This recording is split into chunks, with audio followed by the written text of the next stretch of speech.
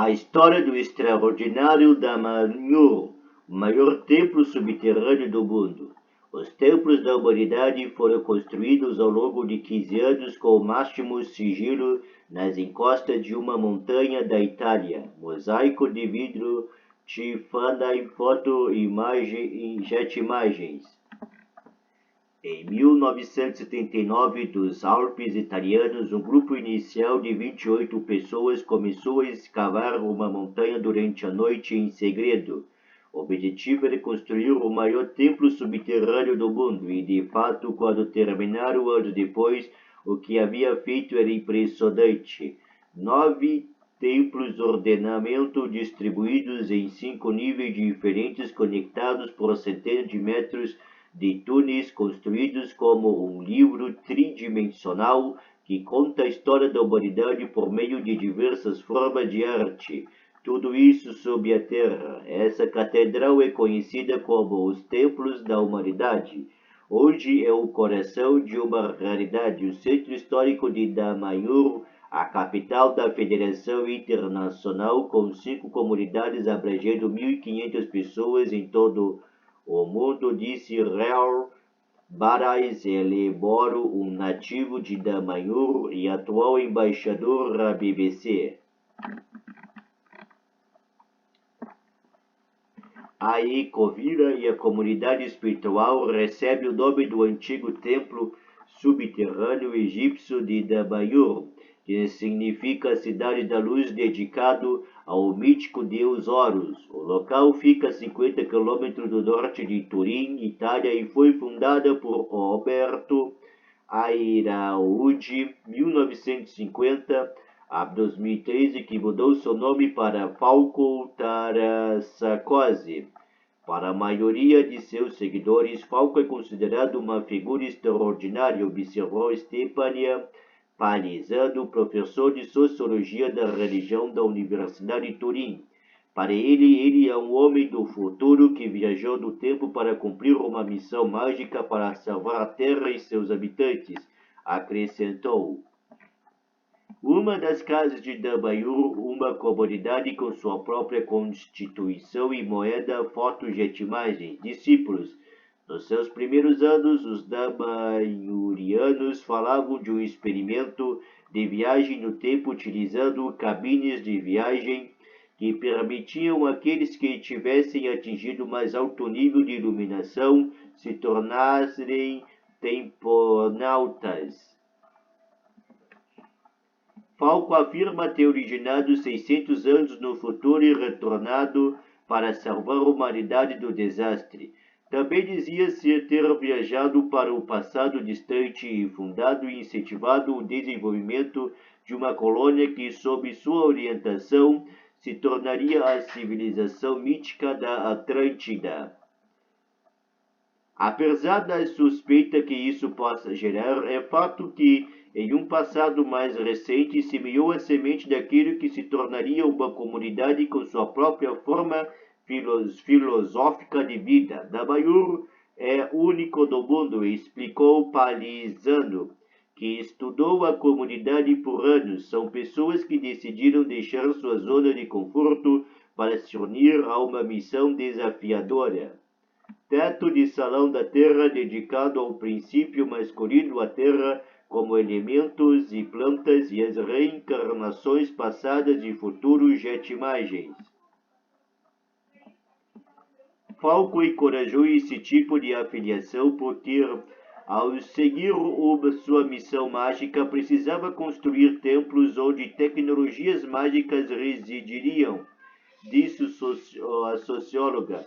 Entre esses discípulos está a Antílope Verbena, da Academia Damanhur, cujo nome reflete a tradição do grupo de adotar nomes de animais e vegetais. Vim morar em Damanhur em 1º de abril de 1985.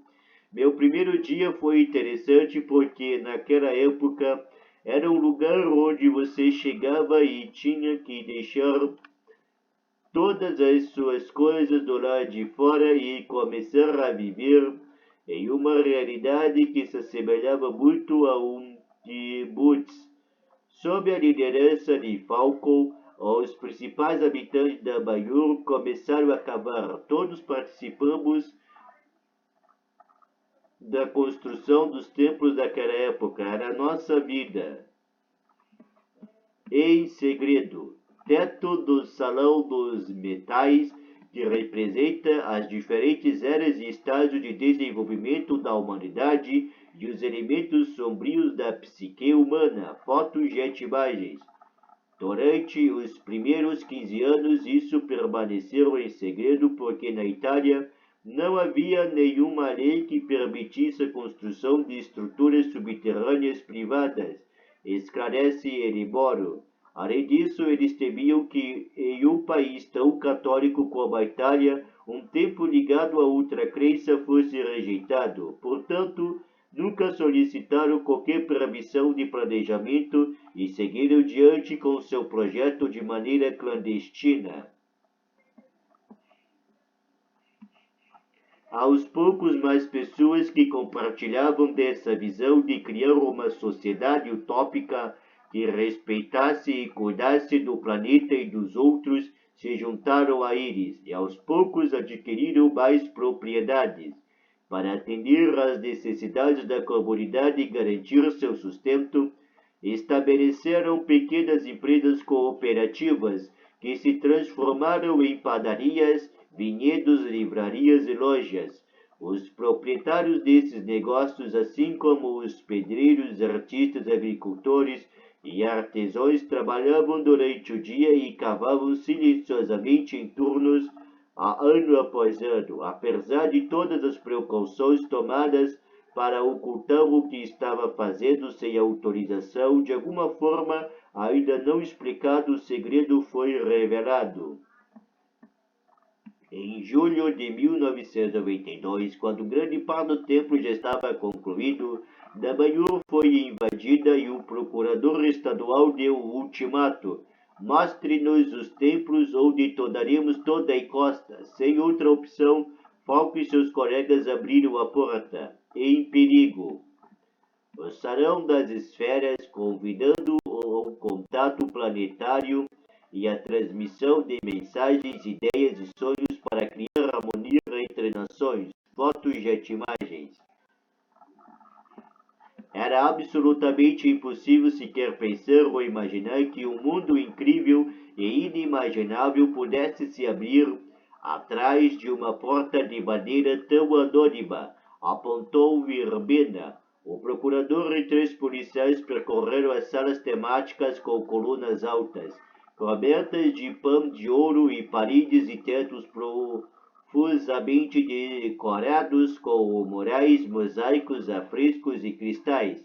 Foi incrível, eles vieram com dinamite, mas quando viram cada câmara e começaram a compreender a sabedoria inerente contida, emocionaram-se até as lágrimas, contou Esperite Amnana, uma cidadã residente de Dabanhur, em seu livro Dabanhur, Templos da Humanidade.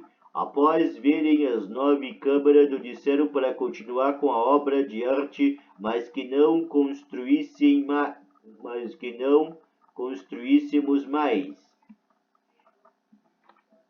Durante os anos seguintes, os dabanhurianos enfrentaram uma batalha política e legal que terminou em 1996 com a autorização oficial para manter e abrir sua catedral subterrânea. Recolhemos 100.000 assinaturas para ajudar a salvar os templos, disse Ananas. Os templos são um hino à humanidade, afirmou Eliboro. Cada sala conta um capítulo diferente de nossa vida, de nossa maneira de interagir conosco, com o ambiente e com o templo, com a vida e a morte. Portanto, representa, do nosso ponto de vista, uma enciclopédia da espiritualidade humana. O labirinto apresenta o culto interreligioso ao longo dos séculos, unindo diversas culturas e povos de diferentes partes do mundo, fotos e imagens.